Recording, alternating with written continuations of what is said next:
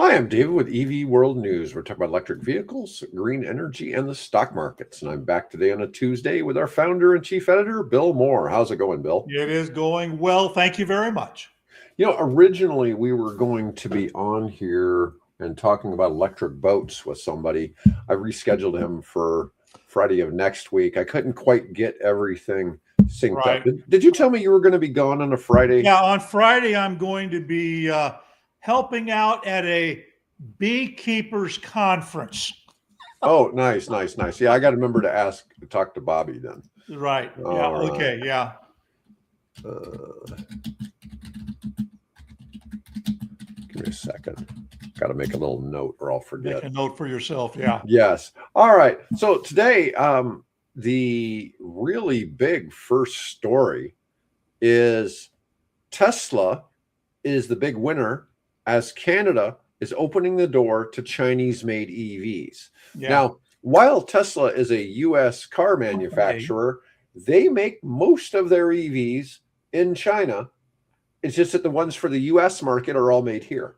Right. Or almost all of them, although we do use some Chinese batteries in some of them. But for the most part, they make the ones that are sold in the U.S. here in the U.S., but the bulk of their production is actually done in China because they have that one factory that rolls out like 1 million cars a year, right?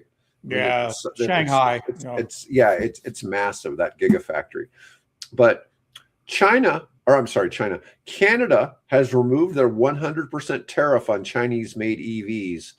They'll allow 49,000 units. They're capping the number of units that can come in from China annually, 49,000 annually at a 6.1% tariff rate.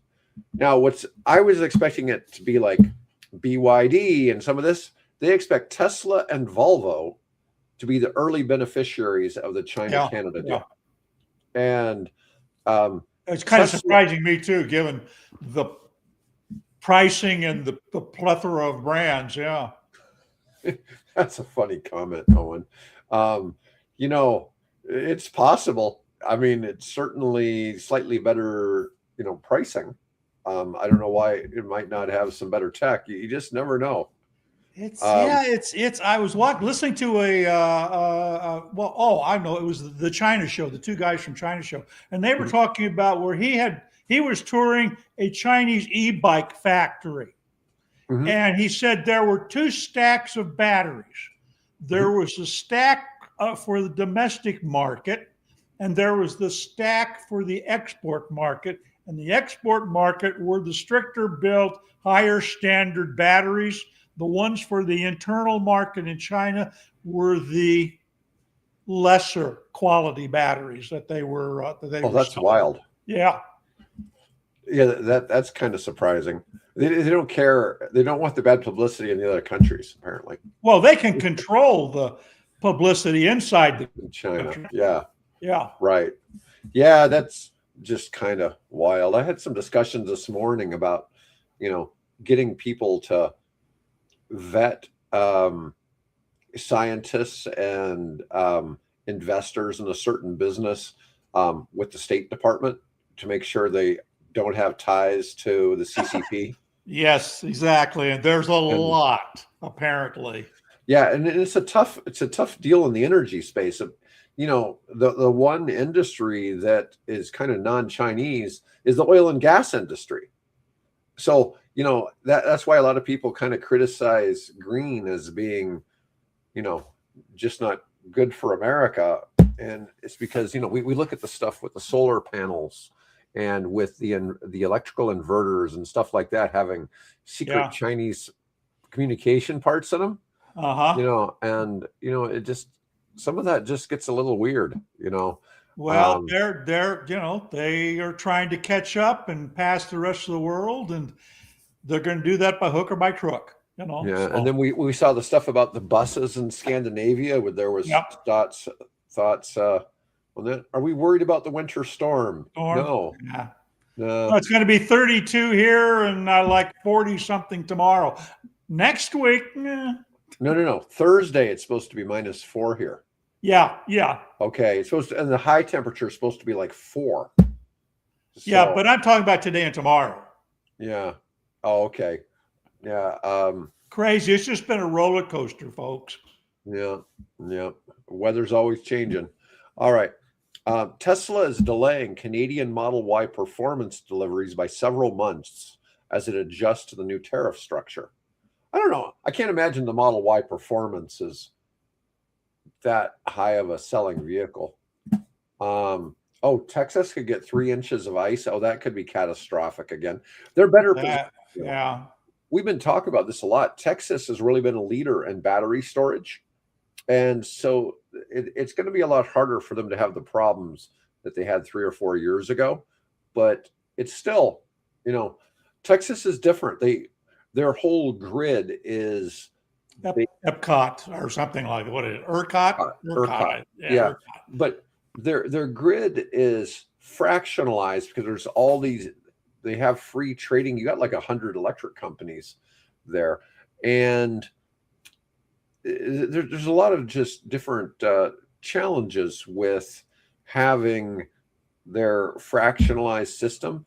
But one thing that's different in Texas, they use electric heat, so they're dependent on electricity for the heating, whereas we use natural gas here in Nebraska, and so we're not dependent on electricity going out. If electricity goes out, we still have heat, although our thermostat can shut down. I mean, there's still problems that can happen even with the heat. Right. But for the most part, we still have access to heat and hot water, even if that goes out.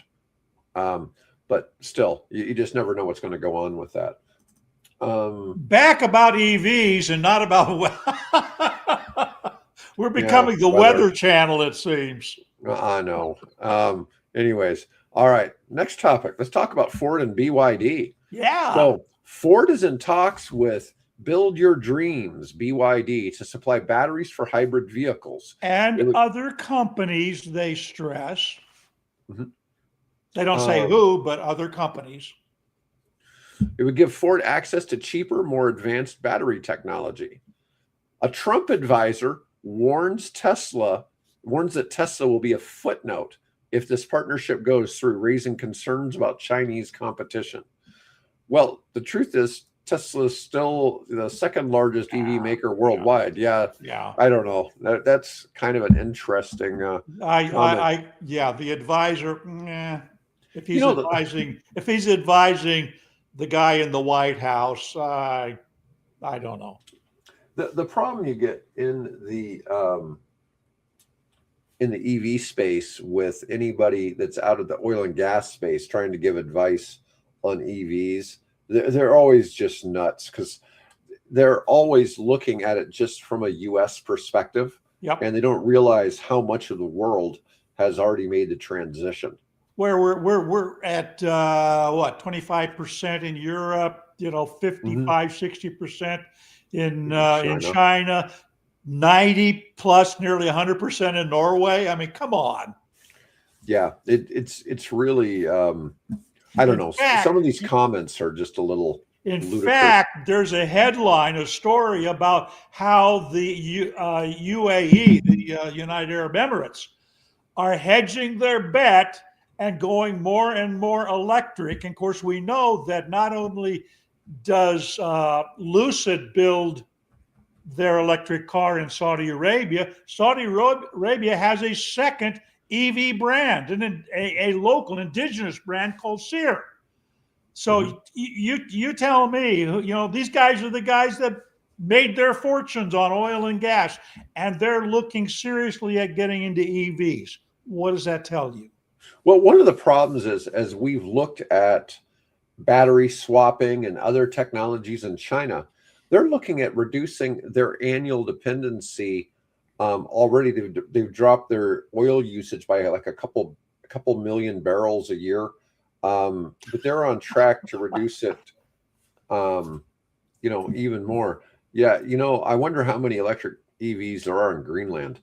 I've really been wondering about this whole infatuation with Greenland. I mean, I get some of the arguments and stuff, but totally, we already baseless. We already defend the place now. Yeah, so I don't know what really changes.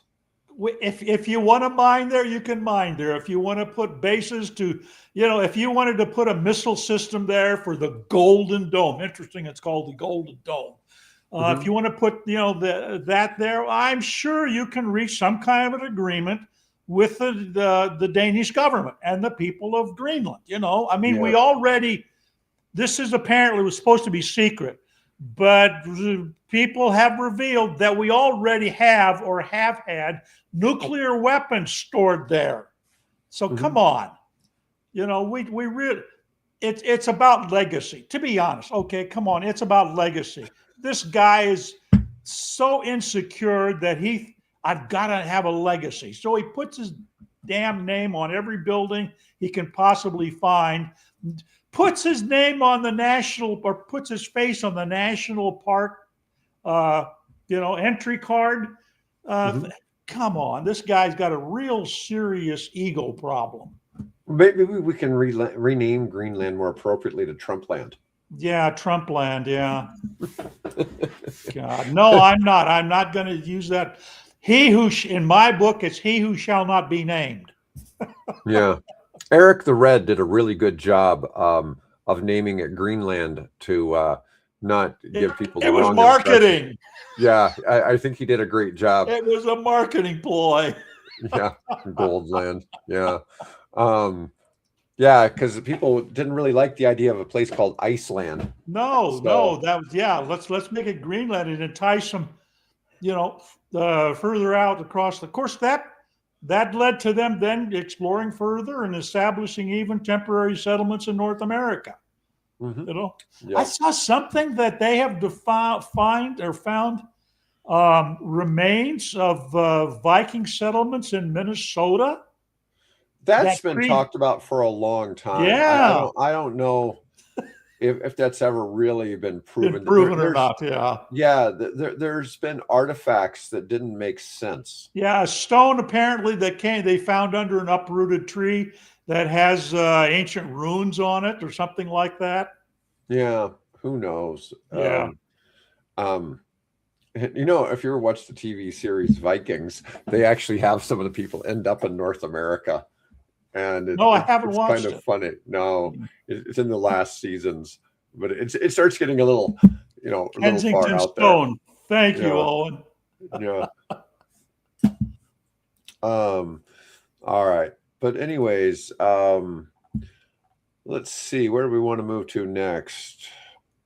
All right. Well, what's happened? So the deal with Ford and BYD is these are batteries that they're going to source for their Ford hybrid vehicles, and apparently, as we've talked about in the past, that they're already building a extended range EV out of the Bronco in China, that's sold in China, and apparently they're going to begin exporting that. Although Jim Farley says they aren't sure whether they're going to bring that particular vehicle to North America. Although who knows, it could end up coming through Canada. So. It's funny, Mary Barra talks about the fact that she doesn't like the idea of going back to plug-in hybrids simply because it doesn't make sense. No, and those are engineers talking to her. That's a conversation that's been going around within the engineering community for decades now. Yeah, that it doesn't really, from a manufacturing or actual customer success with the vehicle aspect, the plug-in hybrid doesn't really make sense. Well, here's what they found out. This was reported last week, is that when you buy a plug-in hybrid, virtually none of those owners ever plug it in.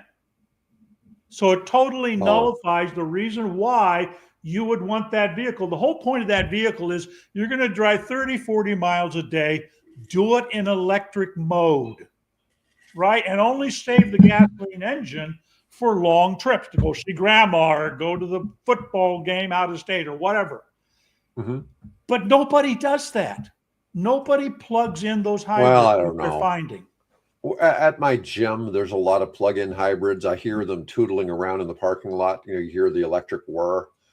And well, those are the exception then that are doing it. They all plug in because they're operating on electric mode. They're not Good driving for around in them. gas mode. That's Yeah, what you're supposed to do. Thank you, people. yeah, but yeah, that's the citizens of Ralston. This You know, is kind this is kind of like also the flex fuel vehicles that was touted a decade or two ago. those were dumb. Flex fuel. Nobody ever burned ethanol in them. For good reason. It was too Well, yeah, expensive. You I got can less tell you that from horsepower. experience. Yeah, it was an economic disaster. Yeah, the flex fuel vehicles were an economic disaster because the fuel wasn't that much cheaper. And I mean, it was like 10% cheaper, but got a third less horsepower. But got a third less horsepower. Yeah, it cost. You had to fill up more frequently. Yeah, it didn't make sense. Yeah. All right. So some analysts are suggesting Tesla may have hit peak sales amid declining brand reputation. I don't know. It really depends more. There's such a big market still for people to adopt EVs, and Tesla is still the leader in the space. It's just a matter of people, kind of coming back around to it. But on the flip side, like we were talking last week, what is it? We got 30 new EV models hitting in North America or the United States. Yeah, it's surprising. Yeah, I mean, 30 new models for 26. But Tesla still leads competitors in momentum and quality scores, according to Benzinga. Tension between Elon Musk's political involvement and Tesla's market performance is cited as an issue. Well, at some point, that's going to be, maybe that will or will not be an issue. You could get more horsepower on E85. You need to tune on motors like Ford 5.0. Oh, that's kind of interesting. Yeah, but still, then you would have had the same effect by burning regular fuel, wouldn't you? I would imagine. Yeah. But anyways, it's just an interesting argument that Tesla could be at the peak of its EV sales. The problem is, at the same time as that, people are betting on Tesla now in the robotics and AI and other things. In fact, Musk Full is saying self-driving. that's where their real economic future is with the robots, the automation. I just can't imagine somebody racing with E85. It's just, it's usually the other way around. They're going from regular fuel to avgas, trying to crank out a few extra horsepower. I think some of the like the Indy 500 and NASCAR, some of those guys were doing that as part of an effort to quote go green, and so their engines were tuned to run on ethanol fuel. But wouldn't that slow the car down if it wasn't getting as much energy density? Apparently, as Owen points out, and I'm not an expert in this area, but obviously, but yeah, I suppose that you can tune the engine to such a degree and probably add with superchargers, whatever you need to do to crank the horsepower up. Mm-hmm. It's it's if all the cars are running on the same fuel, nobody has an extra advantage. Yeah, no, I get that. All right, let's see. Move on. Got somebody else. Motley Fool says some of their analysts are saying that Rivian and Lucid could be heading for $0. Nah. Yeah, I don't agree with this. Both companies on shaky ground with high losses and relatively low sales. They're the experts. I'm not. But just based on gut feeling, and now they're not. Here's where somebody's coming in with. Oh, we lost the audio again. Oh, there goes Bill. So part of the issue you get is people will spout some of these things looking at just the path of the stock ticker and seeing where its peaks and valleys are. And what happens is, in these particular cases, Lucid's protected by the Saudi royal family. The Saudis could easily just take Lucid private, okay? They're already having Lucid manufacture in Saudi Arabia. So it wouldn't make sense for them not to keep it going. So Lucid's not going to go to zero. Your worst case is the Saudis take it private and you get a premium on your stock ownership, which means you're turning a profit. And Rivian is up 31% in the past 3 months, but facing slow deliveries and softer EV demand. But that EV demand will rebound within a year. We've already seen this previously with the German model. Germany dropped EV incentives a couple of years ago. So a Rivian's down to $16, though. It was up to all the way up to 22 a couple of weeks ago. So it's certainly seen some dips, but that's all right. It looks like everything's a little bit down today. We look at all the stock tickers, everything's red. We have a red day. Are you better, Bill? Yep, I'm back. I just Okay. suddenly there's no audio. I don't know. Oh, AMDs are greeny. Our AI stocks, maybe they'll be green. Let's see. No, Microsoft down a little bit. So who knows? It's tough out there this week. No, Yeah, this is interesting. what's happening? Bitcoin apparently supposedly crashing, and the price of gold is supposed to go through the ceiling. Yeah. Silver down. I have no idea. I don't own any silver. Yeah. I don't track the precious metals much. Yeah. The funny thing with precious metals is they tend to be kind of like, I used to hear this analogy, like say 150 years ago, for a certain amount of gold, you could buy a men's suit or a really nice men's suit, and the same nice men's suit is about the same amount of gold today. Oh, that's interesting. Yeah, I thought that was kind of an Per ounce, interesting. I gather, or whatever. So Yeah, that historically, gold and silver kind of move with inflation. yeah, So they're sort of inflation resistant, but you're not really growing with it. It's a good inflationary hedge. So I think what gold is, last time I checked, is about $4,300 an ounce now, something like that, almost 4,400. Yeah, but they both kind of tend to track with inflation, and it from that perspective, I mean, if you simply wanted your money not to rot, like keeping your money in a savings account, you're always losing value because it doesn't keep up with inflation. Yeah. And so that's kind of a problem, but that's one advantage to investing in gold and silver, is that it's an inflation hedge more than anything. And it's also kind of nice to be holding on to in a recession too. But in a recession, it's still, it's probably not going to go up, but it's probably also not going to go down very much. All right. Let's talk about one of your articles today from EV World. Arctic surprise. EVs outperform diesel in extreme cold. That was a surprise to me. Yeah. Yeah. So an NREL study in Alaska showed EVs operated reliably at minus 40 degrees Fahrenheit in remote Arctic communities. EVs outperform diesel in Kotzebue, Galena, and Bethel with lower total costs. Chargers stayed functional, and fleet managers report EVs thrive in harsh conditions, which is a major myth buster. Let's see. Fleet managers don't get paid to argue on Facebook. They get paid to look at the numbers and make decisions in the best financial interests of their companies. According to the studies that follow real-world fleets, EVs don't just survive, they thrive, beating out diesel on the balance sheet. Researchers from the University of Alaska collected data from drivers in the 3 towns I mentioned, and the study was called "Are Electric Vehicles a Solution for Arctic Isolated Microgrid Communities?" EVs delivered lower total operating costs than diesel once fuel, idling, block heaters, maintenance, and downtime were fully accounted for. Yeah. I kind of wondered about when I looked at this. Well, the only caveat I have is that whereas once you get the diesel up and running and all that idling that they have to do, you've got that excess heat that you can use to heat the cabin. Whereas, what you've got is generally a radiant heater, unless that truck is equipped with a heat pump of some type.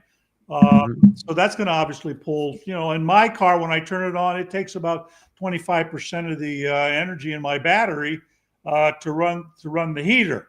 So I tend to just run the seat warmer and that type of thing to keep that amount of energy down. But I'm guessing that probably has a factor. But other than that, the block heater to keep that engine oil warm and all that would definitely run your costs up. Yeah. Let's see here. Yeah, I thought this was kind of fascinating. Now, they were saying, though, it significantly lowered the efficiency of the EVs, but not as much as the diesels. Hmm. Yeah. But a lot of that was just the fact that they have to keep those diesels running. Right. Whereas the EVs, they didn't.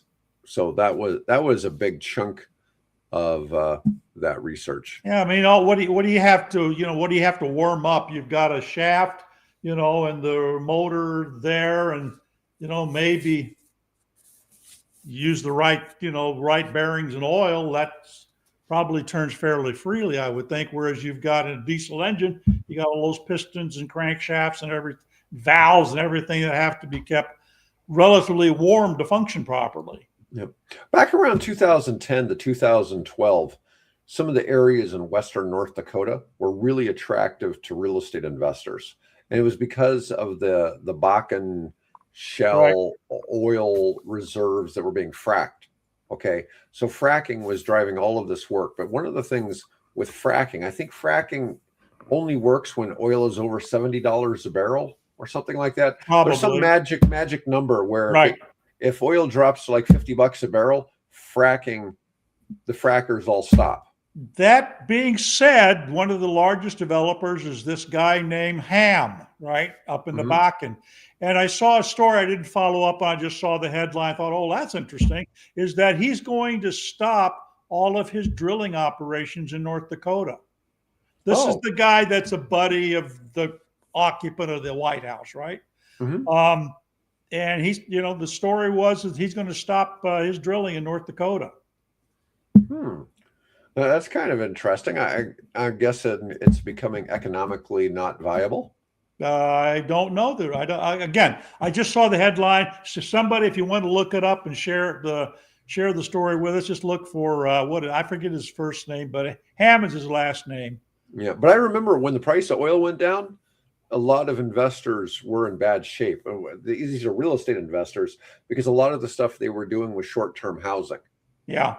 And because there was a huge need. In fact, RV parks, a lot of things like this. So a lot of your oil workers will live in RVs. Right, temporary, Yeah, and so it's a challenge. Now, the reason I'm talking about this is one of our topics today is why you should be skeptical about Venezuela's oil reserves. Ah, yes. Yeah. And so one of the problems, Venezuela is considered to have one of the largest oil reserves in the country or in the world. In the world, yeah. In fact, they're the largest by estimation. They have 300 billion barrels of proven oil, more than Saudi Arabia. But the problem with that is it's a really difficult type of oil high sulfur to drill content and to process. And it lies in something called the Orinoco Oil Belt, a vast region containing extra heavy crude and bitumen-like hydrocarbons. It's unquestionably real and enormous in scale. U.S. Geological Survey estimates suggest there could be more than 1 trillion barrels of oil. Oil in place is not the same thing as that oil can be economically produced, transported, refined, and sold. It bears little resemblance to the light, free-flowing crude produced in places like Saudi Arabia or West Texas. It's far closer to Canada's oil sands. Yeah. So once again, this is probably heavily affected by where the price of oil is. If the price of oil is too low, the stuff is too expensive to refine. Too expensive. Why do it? Yep. Now, as EVs become more prevalent in trucking, shipping, cars, and world oil demand starts to go down. I mean, the Chinese are definitely going to drop. The Chinese are trying with EVs to become not dependent on the rest of the world for oil. Yeah. Okay. So while a lot of it is an effort to be cleaner and greener, a lot of it is also the realization this is a solution economically, though, for them to be independent. I think if I was the leader of any country, I would not want energy and energy dependence on any of my neighbors. Particularly, I mean, this is a real problem that's facing them with the oil coming out of Iran, because that's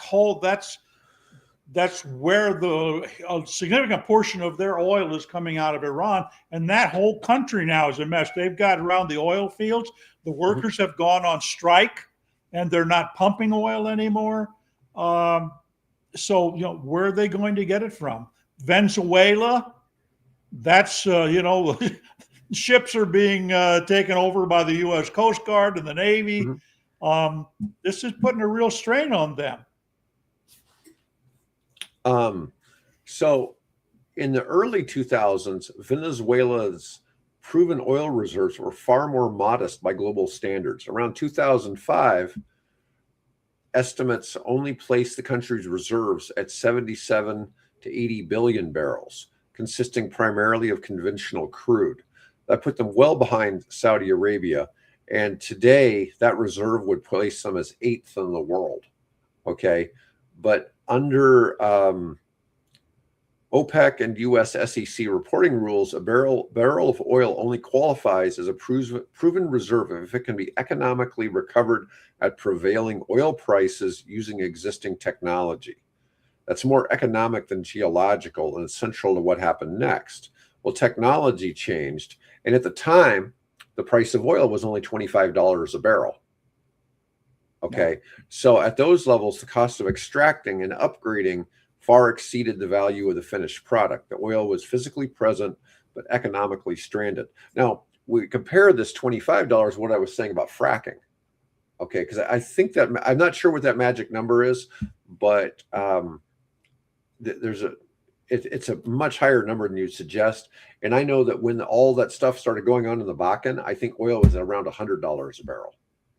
So there was a period when it even went to 120 briefly at one point. 140 in 2008. Yeah. As oil prices rose, projects that had once been marginal suddenly appeared economic, at least on paper. Yeah. So it reclassified large portions of the Orinoco oil reserve from resources into proven reserves. So it could easily go back the other way.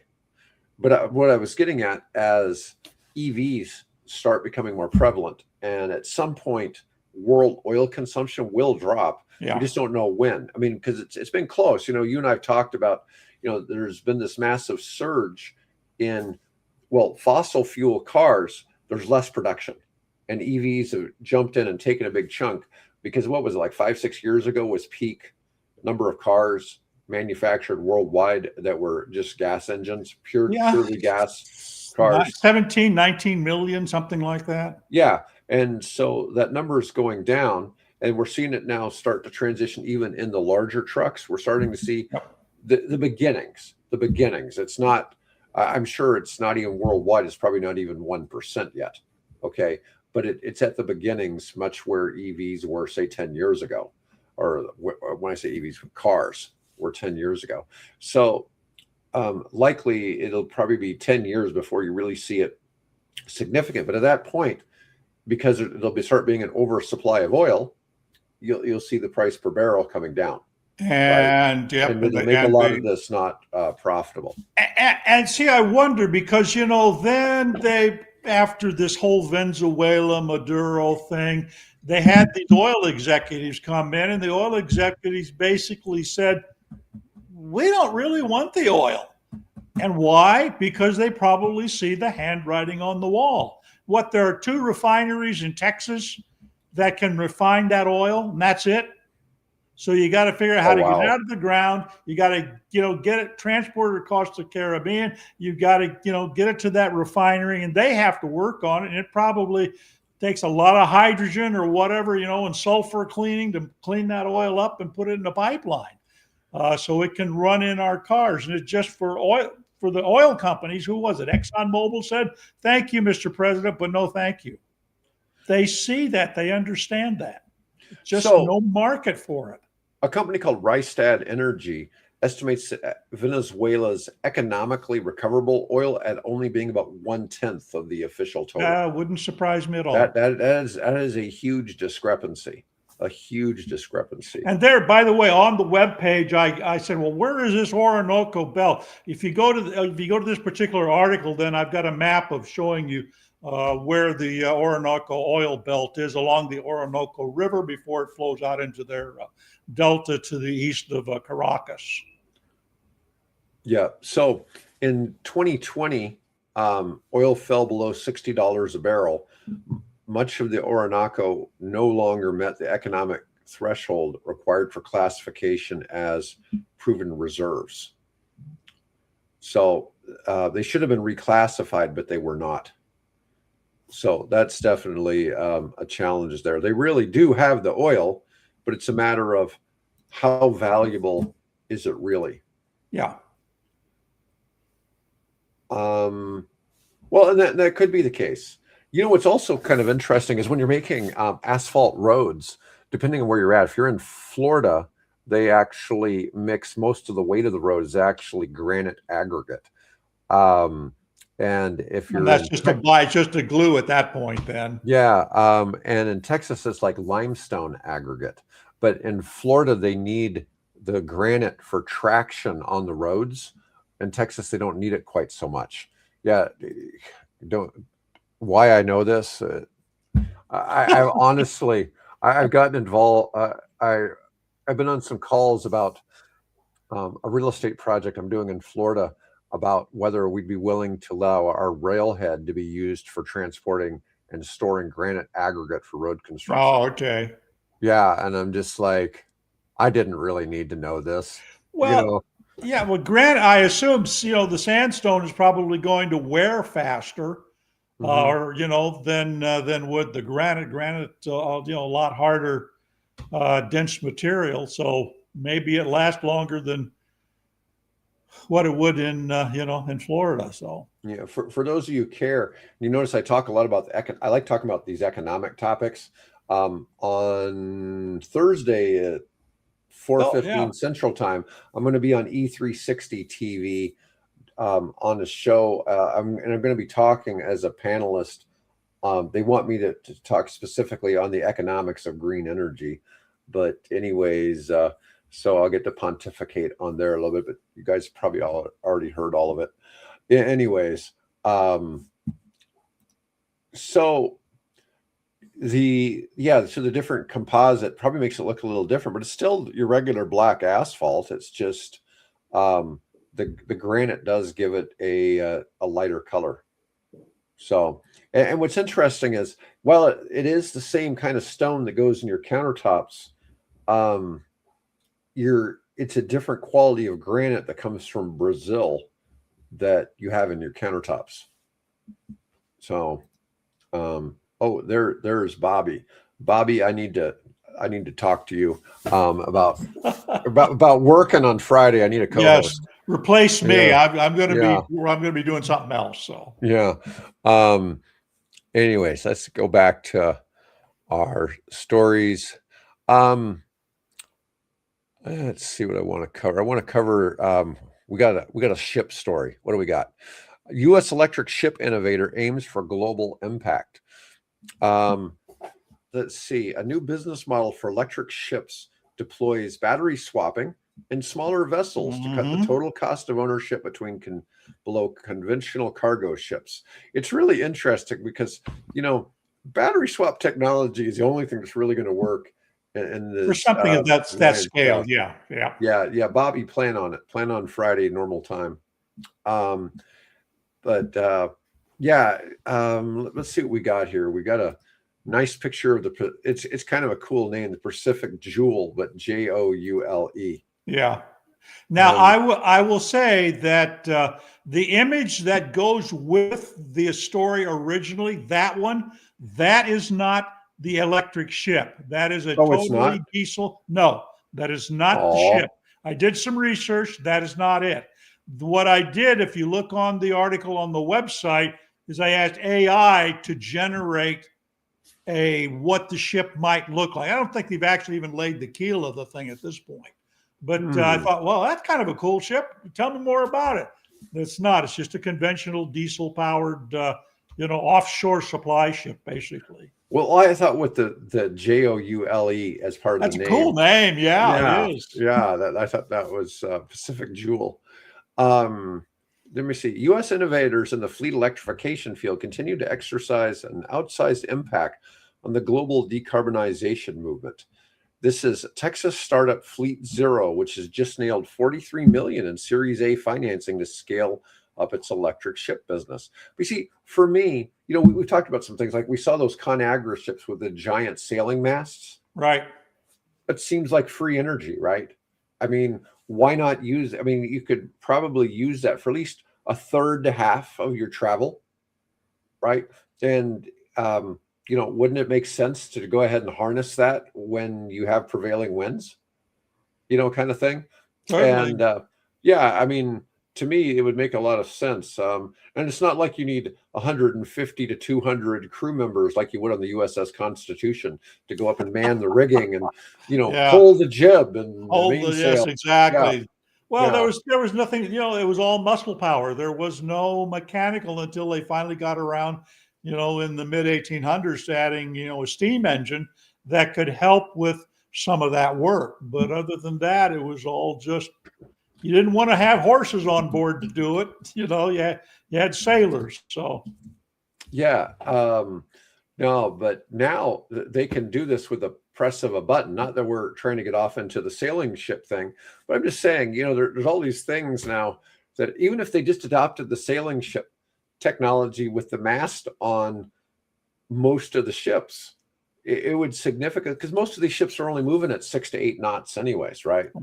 And yeah, we just look at some of these clean energy ideas, and it's like, hey, I mean, people can complain about windmills, but sailing ships look pretty, and people can put some clever, colorful things on the sails, right? They do some advertising, just like the there guys. You go. Some ads on there. Yeah, exactly. Sell space on the sale. Of course, the problem is, when would you see that? Maybe when you're passing a cruise ship at some point, It's not like you're going to have it up. Well, you could, I suppose, put it up on it, in as long as the wind wasn't blowing when you're moored at harbor, in the harbor or something. But right. No. Anyway, it's just a thought there. Let's see. But so Fleet Zero has a multifaceted approach to electrifying global shipping. Rather than attempting to electrify the biggest cargo vessels traveling the longest routes, they're starting with economy of scale to focus attention on smaller electric ships traveling relatively short distances between stops at slower speeds. Right. Yep. So if you're guessing that battery swapping comes into the picture, run right out and buy yourself a cigar. Fleet Zero's electric ships can swap batteries in far less time than it takes to recharge. I still think of all the battery swap things we've seen, the stuff we saw with the cement mixers, that one, man, that just looked so cool. To think that you could get a full charge of like 300 megawatts on a battery in 4 to 5 minutes of swapping out the battery. I mean, that's such a great yeah deal. the issue, well, for example, the illustration that AI did with me is that I think what it did, it laid out that cargo ship, and there's like 2 green containers stacked in the middle of all the other containers, and I'm guessing that's what it thought the batteries were. I think, deck space and cargo space is extremely important to all these ships. That's why they've got, clear up in the nose or clear in the back. They have the control and the galley and the crew quarters and things like that, because that's all the valuable real estate. So I guess there has to be at some point a trade-off between that space and selling the rest of the ship to people that need the cargo. Right. Yeah. So I'm just saying there's other things. I mean, if I were them, I'd totally incorporate the sail thing, though, as Well, for them, the easiest thing to do is not rebuild the ship, is just put one of these kites, right? One of these parachute kind of things that, once the wind's blowing, you put this thing up and you've got a giant kite pulling the ship along. That's being explored. Oh, yeah, that's a pretty cool idea too. All right, let's see. Smaller batteries require less space, leaving more room for cargo. In addition, the focus on smaller ships allows them to call at smaller port facilities that are closer to local destinations, shrinking the last mile expenses associated with ground transportation. The other thing is, you got to have battery swap facilities at more locations. So they're going to have to be building part of their own infrastructure probably for this. Yeah, but they kind of have that already with these giant, the cranes that are, that move the containers, 40-foot, type containers, move those back and forth off the ship. That I think would be a fairly simple thing. You just have one station dedicated to recharging batteries, and those, a stack of those available. And when the ship comes in, you just take that, pull the old one off, and put the new one on. Probably take them maybe an hour, something like that. Yeah. And of course, if you have all these giant batteries being charged up, you could certainly make use of wind and solar to be charging them up, because that'd be the most economical source. Absolutely. In fact, there are. You see photographs. There are quite a few ports that have wind turbines already associated with them. Well, I'm just saying, we don't have a whole lot of battery powered, big batteries to power the boats, right? But I'm just saying it's a good use case for wind and solar. Absolutely. Yep. And of course, they provide grid stability as well. Let's see. Their cash infusion of $43 million will enable the company to open up a new electric ship factory and research facility in Texas, of course, where everything is bigger, including the maritime fleet electrification movement. Yeah, I think they're based in Houston, I believe. Yeah, that would make sense. They initially launched in New Orleans, but now it supports the company's move to Texas, where it'll ramp up operations to the next level. That's a big loss for New Orleans. Their new headquarters in Houston will serve as the company's hub for manufacturing and R&D. Their initial capacity for production will be 300 megawatt hours per year of marine energy storage systems, a marine robotics and autonomy lab, and a marine propulsion R&D center.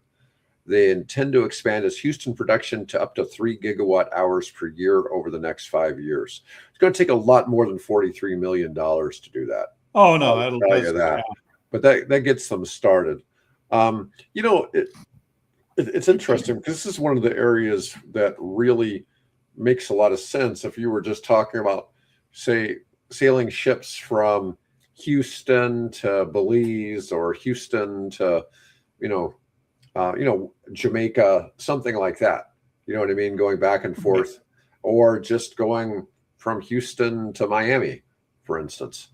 But or just feeding the crews on board the offshore oil platforms, things like that, and servicing those as platform service vessels.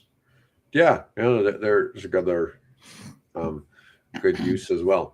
Let's see. Anyways, that's all I had for us to cover for today, Bill. That's a good one. We covered a lot of ground as usual, and we appreciate everybody's participation. We will. I guess you'll see me next week. So next week, yeah. Yep. So I'll have Mike tomorrow, and I'll have Bobby with me on Friday. Anyways, otherwise, folks, have a great day, and I'll be back tomorrow.